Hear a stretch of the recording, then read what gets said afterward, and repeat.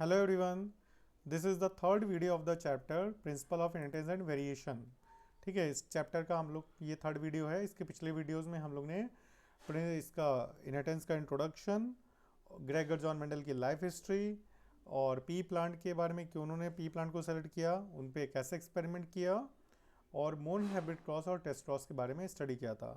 आज हम इनके लॉज ऑफ इनहेरिटेंस, जो इन्होंने इनहेरिटेंस के लॉज दिए थे, उनको स्टडी करेंगे, जिसमें पहला लॉ है लॉ ऑफ डोमिनेंस। ठीक है, फर्स्ट लॉ ऑफ डोमिनेंस है।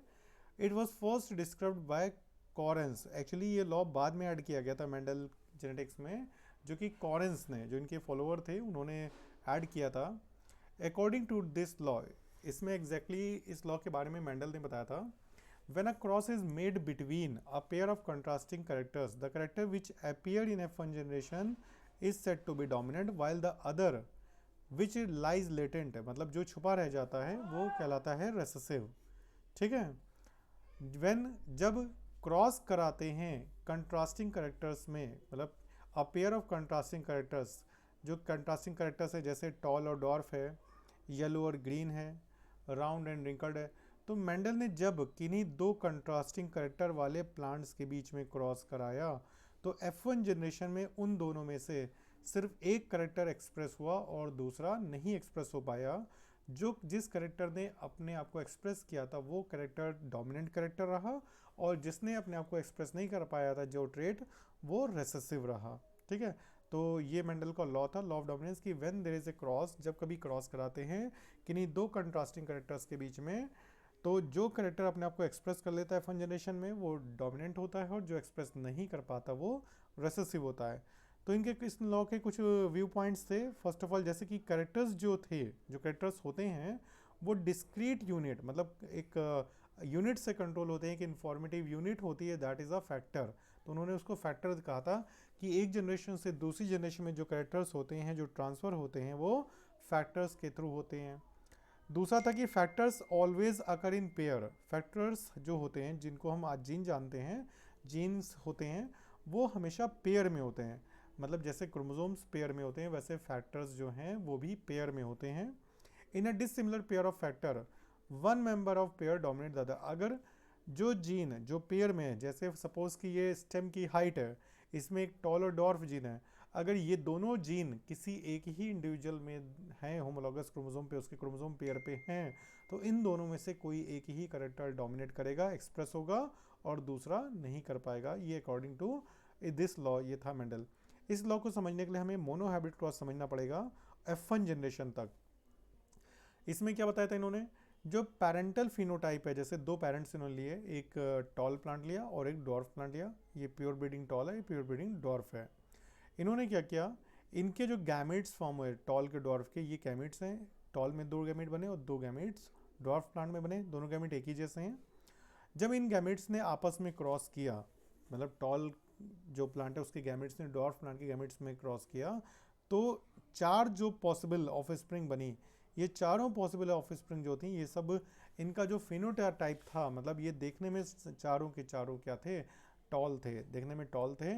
इनमें से कोई भी डॉर्फ नहीं मिला। मतलब F1 जनरेशन के जितने भी उनको सीड मिले, जब उन्होंने क्रॉस कराया था टॉल और डॉर्फ प्लांट का, तो F1 जनरेशन में जितने भी सीड्स मिले, उनको जब उन्होंने सो किया और 3 से 4 महीने 6 महीने बाद जब इनको देखा, तो वो सब के सब टॉल थे, उसमें कोई भी डॉर्फ नहीं आया था। मतलब उसमें जो जिन पेरेंट्स के वो ऑफ स्प्रिंग थे, उनमें एक पेरेंट डॉर्फ था, बट उसका करेक्टर किसी भी पी प्लांट में नहीं दिखा।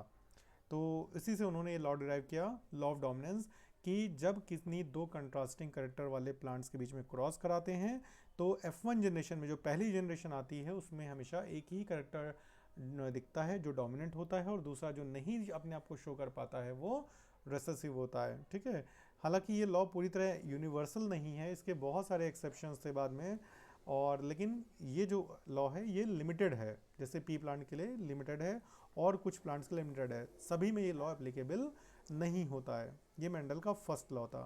ठीक है, सेकंड लॉ था law of segregation. Law of segregation में मेंडल ने ये बताया था कि जो एलील्स होते हैं, एलील्स का मतलब जो पेयर ऑफ जीन्स होते हैं, दे डू नॉट ब्लेंड। मतलब अगर किसी एक जनरेशन में ये साथ साथ में हैं और कोई एक रेसेसिव हो गया है, तो ये ज़रूरी नहीं कि जो रेसेसिव वाला कैरेक्टर है वो हमेशा रेसेसिव ही रहेगा।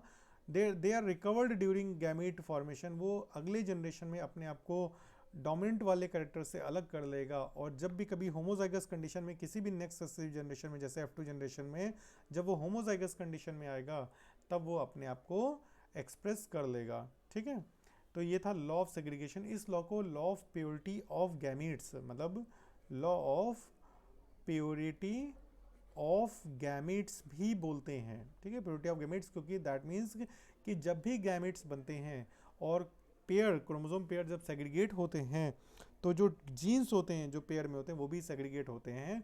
और जब कभी जो रेसेसिव जीन है, जो रेसेसिव कैरेक्टर वाला जीन है, उस वो अगली जनरेशन में कभी भी वो अपने ही जैसे रेसेसिव जीन के साथ मिल करके होमोजाइगस कंडीशन में किसी भी इंडिविजुअल में आएगा तो वो अपने आप को शो कर लेगा। मतलब जब उसका जो साथी करेक्टर है वो डोमिनेंट नहीं होगा, उसी के साथ जैसा रेसेसिव होगा, तो वो अपने आप को शो कर लेगा। जैसे मोनोहाइब्रिड क्रॉस में अभी हमने देखा कि जो मेंडल थे उन्होंने एक टॉल और एक डॉर्फ प्लांट का क्रॉस कराया था, जिसमें F1 जनरेशन में सारे के सारे प्लांट जो थे वो टॉल थे। ठीक है, बट ये उन्होंने क्या किया, इन्हीं टॉल प्लांट्स का जब सेल्फ क्रॉस कराया, इन्हीं टॉल प्लांट का मतलब जब F2 जनरेशन के लिए उन्होंने किया, तो जो F1 जनरेशन के प्लांट्स से उनको सेल्फ क्रॉस कराया तो उनके जो गैमेट्स थे कैपिटल टी स्मॉल टी, और दूसरे में भी एक कैपिटल टी और एक स्मॉल टी था, जब क्रॉस कराया तो उनको ये रिजल्टेंट मिला F2 जनरेशन में। सेकंड अगली जो जनरेशन थी उसमें रिजल्ट मिला कि एक प्लांट जो था वो कैपिटल टी कंडीशन का था, दैट मीन्स वो प्योर टॉल था। दो capital T small T condition के थे, दैट मीन्स टॉल वो भी थे, but they are hybrid tall. But the fourth one जो 25% ऑफ स्प्रिंग थे, 25% ऑफ स्प्रिंग, उनके वो होमोजाइगस रेसेसिव कंडीशन को रिप्रेजेंट कर रहे थे और वो डॉर्फ थे। दैट मीन्स ये डॉर्फ करेक्टर इनके पहली जनरेशन में, मतलब पेरेंटल जनरेशन में मिला था, पेरेंटल जनरेशन में मिला था, फिर F1 जनरेशन में नहीं मिला, फिर F2 जनरेशन में मिला। तो F जो पेरेंटल से सीधे पेरेंटल में एक्सप्रेस हुआ था, देन उसके बाद सीधे F2 जनरेशन में एक्सप्रेस हुआ। इसका मतलब है कि ये जो डॉर्फ करेक्टर है ये कभी ना कभी किसी ये F1 जनरेशन में भी रहा है, तभी वहाँ से वो F2 जनरेशन में पहुँचा है, क्योंकि पेरेंट से सीधे F2 जनरेशन में पहुँचने का कोई मीडियम नहीं है। तो दैट मीन्स कि इसका मतलब ये जो डॉर्फनेस का जीन है, ये डॉर्फनेस का करेक्टर है, कहीं ना कहीं ये F1 जनरेशन में भी था, बट वो अपने आप को एक्सप्रेस नहीं कर पाया।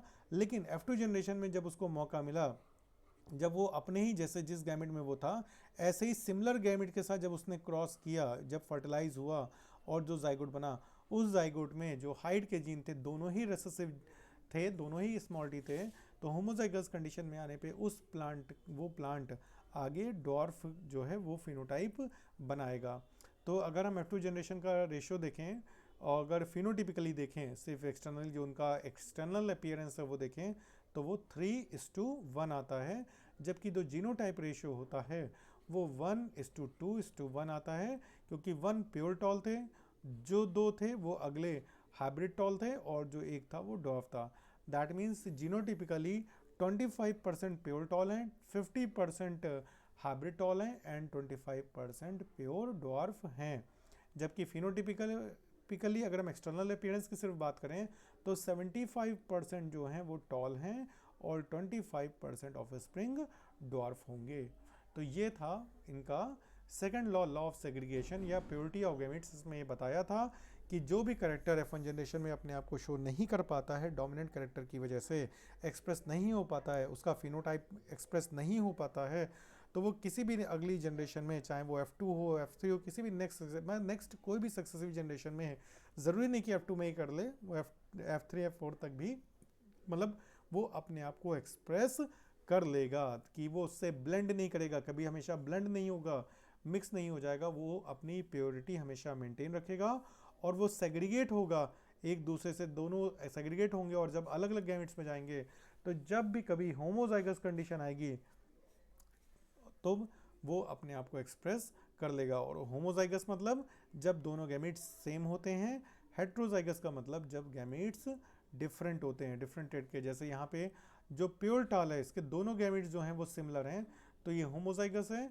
जबकि यहाँ पे देखो जो ये प्लांट है, ये इसमें एक कैपिटल टी है, एक स्मॉल टी है, तो दो अलग अलग टाइप के गैमेट्स यहाँ बन रहे हैं, तो ये हेट्रोजाइगस प्लांट है।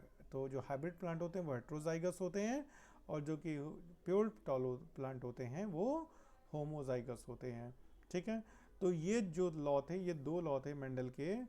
मेंडल का पहला था लॉ ऑफ डोमिनेंस और लॉ ऑफ सेग्रीगेशन। ठीक है, ये दो लॉ हम लोग ने क्लियर कर लिए, और इन दोनों लॉ को आप मोनोहाइब्रिड क्रॉस के एग्जांपल की हेल्प से एक्सप्लेन कर सकते हो। जब लॉ ऑफ डोमिनेंस आप दोगे तो आप मोनोहाइब्रिड क्रॉस में सिर्फ F1 जनरेशन तक का क्रॉस आप शो करोगे, लेकिन जब आप डायहाइब्रिड क्रॉस दोगे, सॉरी डायहाइब्रिड क्रॉस नहीं, आप जब लॉ ऑफ सेग्रीगेशन दोगे जब, तो आप ये मोनोहाइब्रिड क्रॉस का, ये आपका F2 जनरेशन तक का जो है पूरा आप इसका क्रॉस एक्सप्लेन करोगे, उसको शो करोगे। ठीक है, जिसमें पता चल जाएगा कि जो डॉर्फ करेक्टर है जो F1 जनरेशन में अपने आप को नहीं शो कर पाया था, वो F2 जनरेशन में उसने अपने आप को टॉल जीन से अलग करके अपने आप को होमोजाइगस कंडीशन में उसने एक्सप्रेस कर लिया है। ठीक है, that means dwarf character F1 generation में ज़रूर आया था और उसने अपनी प्योरिटी को नहीं छोड़ा, वो प्योर रहा, वो उसने अपने आप को सेग्रीगेट किया जब गैमेट सेग्रीगेट हुए, और वो नेक्स्ट सक्सेसिव जनरेशन में उसने अपने आप को शो कर लिया। तो इस वीडियो में हम लोग ये दो लॉ पढ़ेंगे। नेक्स्ट वीडियो में हम मेंडल के जो एक्सेप्शंस हैं, जिसकी वजह से मेंडल की थ्योरी को बहुत ज़्यादा मतलब नहीं फेम मिला था, वो मेंडल के एक्सेप्शन थे जिनको मेंडल नहीं एक्सप्लेन कर पाए थे, उन दो फिनोमेना में जिसमें कोडोमिनेंस और इनकम्प्लीट डोमिनेंस आता है, वो हम लोग एक्सप्लेन करेंगे। ठीक है, okay, thank you all, thank you बेटा।